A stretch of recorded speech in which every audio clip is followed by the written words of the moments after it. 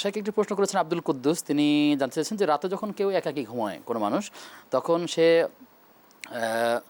তার হাঁটুর উপরে কাপড় পরে ঘুমাতে পারে কিনা, অর্থাৎ যাকে আমরা শর্ট প্যান্ট বলি বা হাফ প্যান্ট বলি, এভাবে ছোট প্যান্ট কাপড় পরে সে ঘুমাতে পারে কিনা, এটি আসলে ইসলাম অনুমোদন করে? জি, এটা গুরুত্বপূর্ণ প্রশ্ন। আজকে দেখা যাচ্ছে সমাজে এই একটা রেওয়াজ চালু হয়ে গেছে এবং এটাকে তারা মনে করে প্রগতিশীলতা, চর্চা হচ্ছে, হ্যাঁ, প্রগতিশীলতা মনে করে। এটাই আধুনিকতার চর্চা। সেটা হলো একটু যারা একটু ভালো অর্থশালী, বিত্তশালী বা শিক্ষিত, তাদের ছেলেমেয়েরা মধ্যবিত্ত থেকে উচ্চবিত্ত হাফ প্যান্ট পরে, অধিকাংশ ফ্যামিলির ছেলেমেয়েরা পিতামাতার সামনে হাফ প্যান্ট পরে, মুরব্বীদের সামনে হাফ প্যান্ট পরে, অথচ এটা ফরজ তরকের মধ্যে পড়ে।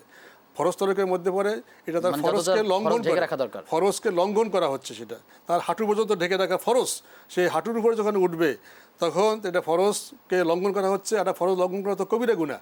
অতএব সে কোনো অবস্থায়, শোয়া অবস্থায় হোক, আপনার রাতে হোক, দিনে হোক, কোনো অবস্থায় সে হাঁটুর উপরে প্যান্ট, হাফ প্যান্ট বা লুঙ্গি বা পায়জামা কোনো কিছু পড়তে পারবে না। এটিতে আসলে একটা সামাজিকতার বিষয় থাকে, সেদিক থেকে তো অবশ্যই এটা পরিহারযোগ্য। আজকাল আরেকটা জিনিস দেখা যাচ্ছে, আপনাকে আমি বলি, সেটা হলো আজকে মেয়েরা তারা আজকে টাকনুর উপরে পড়তেছে, অথচ ওদের টাকনুর নিচে পড়া ছিল ফরজ, তারা টাকনুর উপরে পড়তেছে। আর ছেলেদের ছিল টাকনুর উপরে পড়া ফরজ, টাকনুর নিচে পড়া হলো জায়েজ নাই, হারাম, কবিরা গুনাহ।